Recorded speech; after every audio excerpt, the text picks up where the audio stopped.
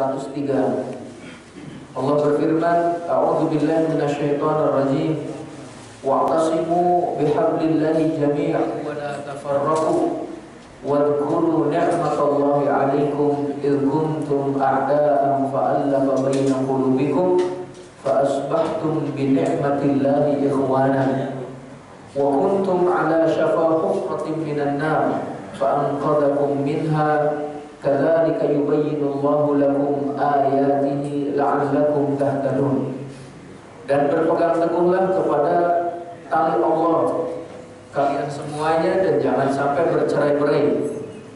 Dan ingatlah nikmat Allah ketika kalian dahulunya bermusuhan, kemudian Allah menyatukan antara hati kalian sehingga dengan nikmat Allah kalian menjadi bersaudara. Begitupun dulunya kalian sudah berada di tepi jurang neraka, kemudian Allah menyelamatkan kalian darinya. Begitulah Allah menjelaskan ayat-ayatnya kepada kita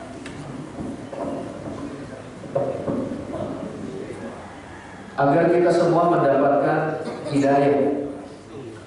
Nah, Bapak sekalian, di dalam ayat ini Allah memerintahkan yang pertama adalah untuk berpegang teguh kepada tali Allah, jangan bercerai-berai. Tali Allah ditafsirkan oleh para ulama adalah dengan agamanya. Dan sebagian mufassir juga menyatakan tali Allah adalah Al-Quranul Karim. Jadi hendaknya kita berpegang teguh kepada Al-Islam yang bersumber dari Al-Quran dan juga hadis Rasulullah SAW, dan jangan sampai bercerai-berai. Baru setelah itu Allah mengingatkan dua nikmat besar yang diberikannya kepada kita. Yang pertama adalah dulunya kita ini bermusuhan ke Allah, kemudian menyatukan hati kita sehingga dengan nikmat Allah kita menjadi bersaudara. Dan yang kedua, nikmat diselamatkannya dari neraka. Ini menunjukkan Bapak sekalian bahwa bersaudara adalah nikmat agung yang Allah Subhanahu wa taala berikan kepada kita, harus senantiasa dijaga, disyukuri, dan kemudian juga untuk senantiasa kita pererat tali ukhuwah ini. Hadirin yang dimuliakan Allah Subhanahu wa taala, kalau kita mempelajari ilmu munasabah, contohnya ya, ilmu korelasi antar ayat, dalam ayat 102-nya Allah memerintahkan kita untuk bertakwa dengan sebenar-benarnya takwa. Jangan sampai meninggal kecuali dalam keadaan muslim. Dalam ayat 103-nya Allah memerintahkan berpegang teguh kepada talinya, jangan bercerai-berai, dan mengingatkan dua nikmat, bersaudara dan nikmat diselamatkannya dari neraka. Hal ini menunjukkan Bapak sekalian, siapa yang bertakwa kepada Allah, kemudian berpegang teguh kepada agama yang bersumber dari Al-Quran dan Sunnah Rasulullah, di samping itu pun dia memperkokoh al-ukhuwah al-islamiyah, maka insya Allah dia akan selamat dari neraka. Bapak sekalian yang dimuliakan Allah Subhanahu wa taala, dan dari ayat ini pun kita mengambil pelajaran bahwasannya jikalau kita mencari teman, maka carilah teman yang akan menghantarkan kepada keselamatan, bukan hanya di dunia tapi di akhirat. Ikatlah persaudaraan karena iman, bukan karena dunia. Karena jika kita Bapak sekalian menemukan ikatan persaudaraan yang bermacam-macam di dunia ini, maka tidak ada yang paling kuat talinya, tidak ada yang paling kokoh bangunannya kecuali persaudaraan karena iman. Sehingga persaudaraan ini tidak mengenal pembatas. Alhamdulillah, berbeda kulit tidak masalah, berbeda bahasa no problem, berbeda suku bangsa juga adalah bukan merupakan suatu halangan. Alhamdulillah ya, kita semuanya bersaudara.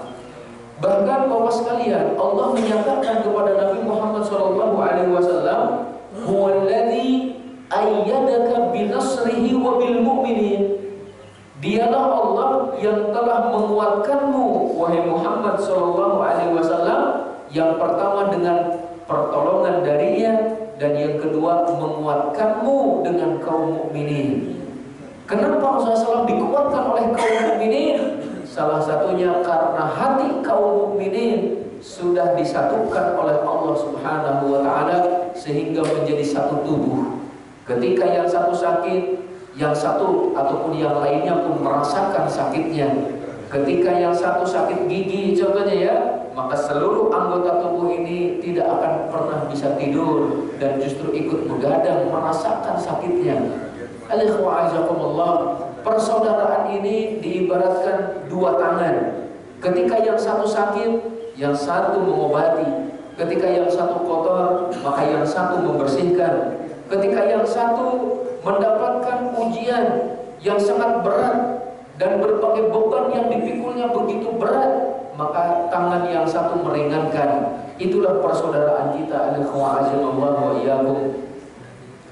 Di dalam riwayat disebutkan Rasulullah SAW menyatakan, tahabu fima bainakum wahrisu kulla rabitikum fa innaha sirru quwwatikum. Saling mencintailah sesama kalian, kata Rasulullah. Kemudian pegang erat dan jaga tali persaudaraan yang ada di antara kalian, karena ini merupakan rahasia kekuatan kalian. Masya Allah. Bapak sekalian, Rasulullah SAW berdakwah kepada sahabatnya pada waktu itu di Mekah 13 tahun, menanamkan tauhid, menancapkan akidah 13 tahun. Kemudian beliau hijrah, dan pembahasan kita dalam sirah belum sampai hijrah ke Madinah. Bapak sekalian, kita secara sekilas, beliau hijrah ke Madinah. Yang pertama kali dilakukan oleh Rasulullah SAW sesampainya di Madinah, membangun masjid, kemudian mempersaudarakan antara muhajirin dan ansor, mempersaudarakan antara Salman Al-Farisi dengan Mu'adz ibn Jabal, antara Abdurrahman ibn Auf dengan Sa'ad ibn Rabi', sampai Sa'ad ibn Rabi' menyatakan, wahai Abdurrahman bin Auf, saya adalah orang Ansor yang paling kaya, hartaku setengahnya untukmu. Saya pun punya beberapa istri, kata beliau. Coba lihat olehmu, yang menurutmu paling cantik saya cerai. Nanti kalau sudah selesai iddahnya kamu nikah. Masya Allah. Ada nggak kayak gitu di antara kita ya? Sampai masalah istri dia ada sama ya. Mungkin kalau ada di antara kita yang ditawarin seperti itu, alhamdulillah, terima kasih, saya terima. Masya Allah. Ada sengaja. Tapi apa yang dikatakan oleh Abdurrahman ibn Auf, belum menyatakan barakallahu fi ahlika wa malika. Semoga Allah memberkahi harta dan keluargamu. Cukup tunjukkan kepadaku jalan ke pasar. Itu saja.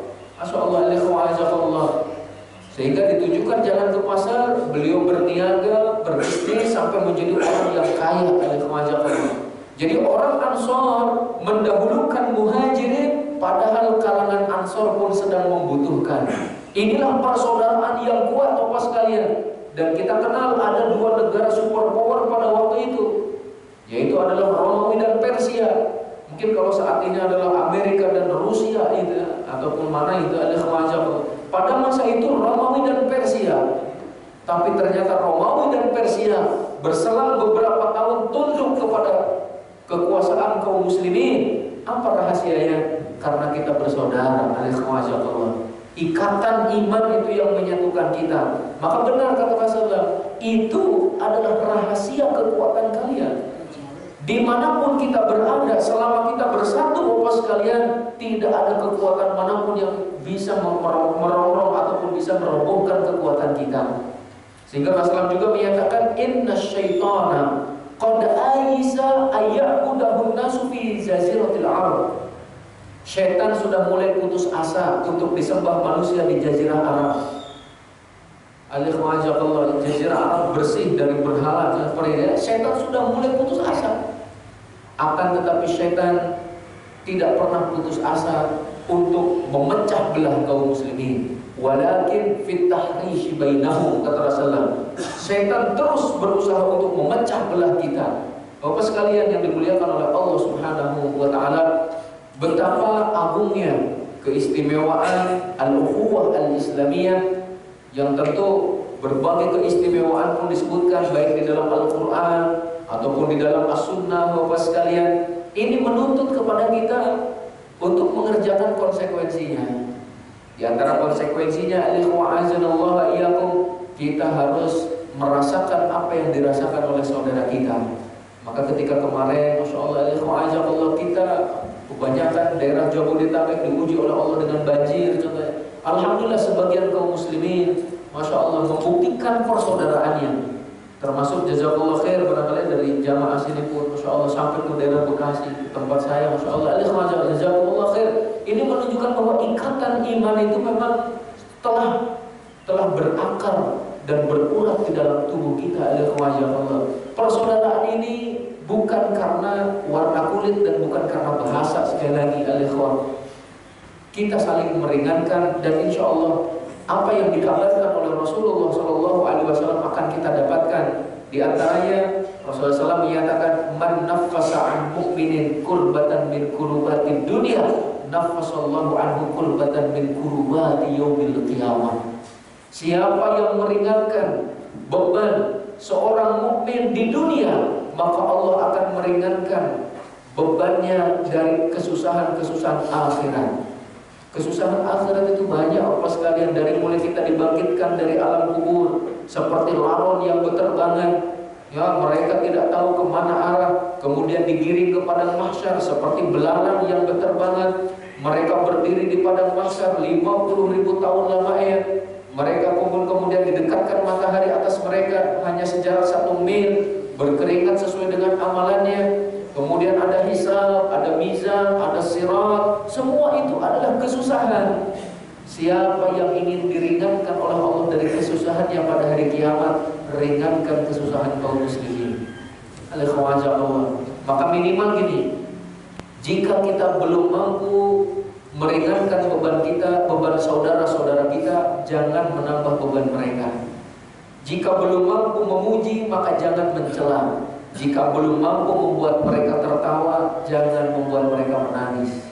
Memberikan solusi tidak, tapi mengkritik iya. Contohnya gitu, tidak seperti itu. Kita bersaudara, sama-sama untuk saling meringankan.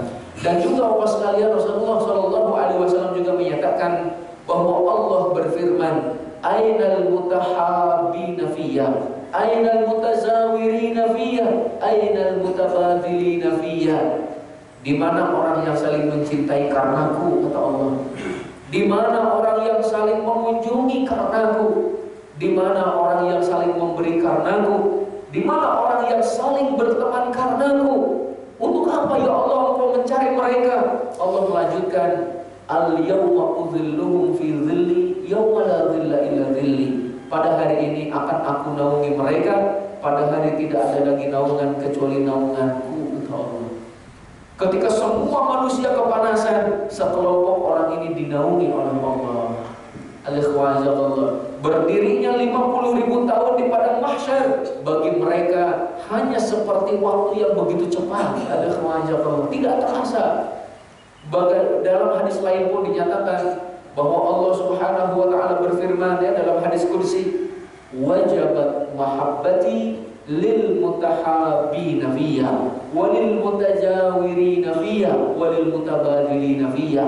Wajib kecintaan dariku, kata Allah, bagi orang-orang yang saling mencintai karenaku, saling mengunjungi karenaku, saling berteman karenaku. Kalau Allah sudah cinta, Bapak sekalian, apapun yang diinginkan oleh kita diberikannya. Bahkan Allah pun akan ridho kepada mereka, sehingga Allah bertanya kepada penghuni surga, hal raditum, apakah kalian ridho dengan apa yang aku berikan? Apakah kalian ridho sesudah kalian masuk ke dalam surga? Penghuni surga menyatakan, wa ma lana la narda, bagaimana mungkin kami tidak ridho ya Allah? Bahkan Engkau telah memutihkan wajah kami, Engkau telah mengampuni dosa-dosa kami.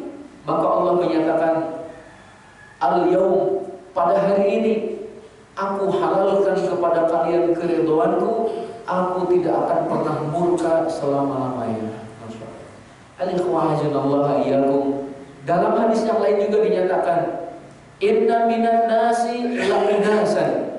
Di antara sekian banyak manusia ada sekelompok manusia mahum bi anbiya wala syuhada. Mereka itu bukan para nabi, bukan pula orang yang mati syahid. Walakin yaqbituhumul anbiya wasyuhada bima kanatihim indallah. Akan tetapi kedudukan mereka di hadapan Allah diinginkan oleh para nabi dan para syuhada. Siapakah orang itu, Bapak sekalian? Bukan nabi, bukan syuhada, tapi kedudukannya di hadapan Allah membuat iri para nabi dan para syuhada. Kata Rasulullah Shallallahu Alaihi Wasallam, haula, mereka itu adalah orang-orang yang saling mencintai bukan karena nasab, yang saling berukhuwah bukan karena dunia. Bapak sekalian, mereka saling mencintai karena rahmat Allah. Demi Allah, kata Rasulullah, inna wujuhahum lanur, wajah mereka dipenuhi dengan cahaya, wa innahum la'ala nur, dan bahkan mereka pun berada di atas cahaya. Yaqbituhumul anbiya'i wasyuhada, diinginkan kedudukannya oleh para nabi dan para syuhada. Al-ikhwanallaha, kita semua bukan nabi, ya Allah, tapi kita bisa menggapai derajat tersebut adalah dengan saling mencintai karena Allah. Maka Bapak sekalian, dimanapun, kapanpun itu, dan juga dalam keadaan apapun, al-ukhuwah al-islamiyah jangan sampai kita pudarkan, jangan sampai kita lepas. Jangan juga Bapak sekalian hanya karena contohnya tuntutan ekonomi ataupun juga hanya karena ada kepentingan sesaat sehingga kita menggadaikan ukhuwah al-islamiyah. Ya, mari kita bersatu, mari kemudian kita menyatukan tekad, langkah, ya untuk mencapai satu tujuan. Insya Allah Allah Subhanahu Wa Taala akan memberkahi kita, akan menguatkan langkah kita. Nah, selanjutnya juga Bapak sekalian, berkenaan dengan hal ini, bahwasanya Rasulullah SAW juga menyatakan, la yu'minu ahadukum hatta yuhibba li akhihi ma yuhibbu li nafsihi. Tidak beriman salah seorang di antara kalian dengan keimanan yang sempurna sampai dia mencintai saudaranya seperti mencintai dirinya sendiri. Masya Allah, kita sakit ataupun teman kita sakit, kita rasakan sakitnya, kita menginginkan kebaikan, maka kebaikan ini pun jadikan bagi saudara-saudara kita. Ya. Jadi sekali lagi Bapak sekalian, jangan kemudian mengikuti arahan-arahan setan untuk memperlemah barisan kaum muslimin yang kemudian juga mencerai-beraikan barisan kita semuanya. Bapak sekalian yang dimuliakan Allah Subhanahu Wa Taala, nampaknya mungkin karena ada acara katanya, mungkin itu yang dapat saya sampaikan. Intinya Bapak sekalian, dimanapun kita, kapanpun kita adalah bersaudara. Dan terakhir saya sampaikan Bapak sekalian, di antara keistimewaan bersaudara karena Allah pada hari kiamat kelak, ketika saudara-saudara kita sudah masuk ke dalam surga terlebih dahulu, mereka akan bertanya kepada Allah, ya Allah, kami memiliki teman waktu di dunia, kami sholat bersama, kami beramal soleh bersama, kami melakukan ketaatan pun bersama. Kenapa kami tidak mendapatkan saudara-saudara kami bersama kami di dalam surga? Sungguh, kata mereka, kenikmatan di dalam surga tidak sempurna tanpa kehadiran saudara-saudara kami. Maka Allah pun mengizinkan mereka untuk mencari saudara-saudaranya. Maka saudara kita akan memberikan syafaat. Bapak sekalian, jika bapak-bapak terlebih dahulu masuk surga, tolong tanyakan di mana saya, Bapak sekalian. Nah, kita saling bertanya, Bapak sekalian, kita saling bertanya kabar, kita ingin saling memberikan syafaat pada hari kiamat tersebut. Jazakumullahu khairan. Yang benar tentu datang dari Allah Subhanahu Wa Taala, dan yang keliru dari saya dan dari syaitan. Bapak sekalian, saya mohon maaf, dan jazakumullahu khair atas semua yang telah Bapak berikan kepada saya. Kemudian semoga Allah Subhanahu Wa Taala memberikan balasan yang terbaik di sisinya dan kembali mengumpulkan kita nanti di dalam surganya insyaallah. Subhanakallahumma wa bihamdika asyhadu an la ilaha illa anta astaghfiruka wa atubu ilaik. Assalamualaikum warahmatullahi wabarakatuh.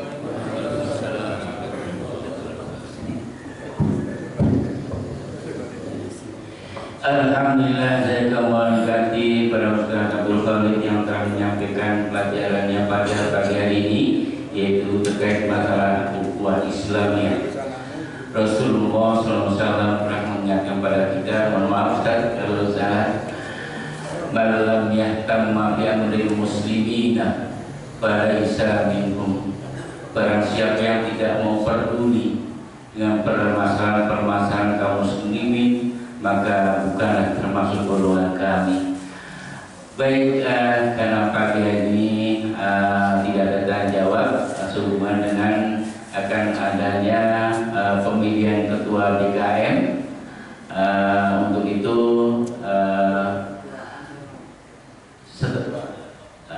akan kita dengarkan pengumuman dari ketua DKM Pak Yawis Jalan. Assalamualaikum warahmatullahi wabarakatuh. Para jamaah yang dicintai Allah Subhanahu wa taala, pertama-tama marilah kita ucapkan alhamdulillah, syukurillah, sallallahu Muhammad sallallahu alaihi wasallam.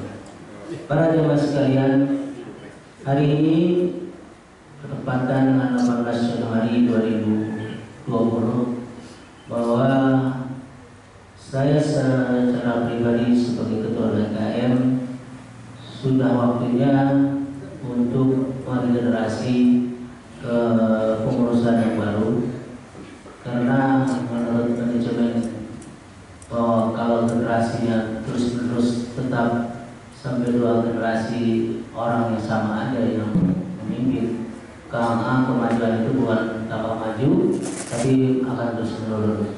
Jadi hari ini akan dilakukan pemilihan ketua DKM yang baru yang telah kami tunjuk Ketua RW 10 sebagai komandan dari tim 7 yang telah dibentuknya, dan mudah-mudahan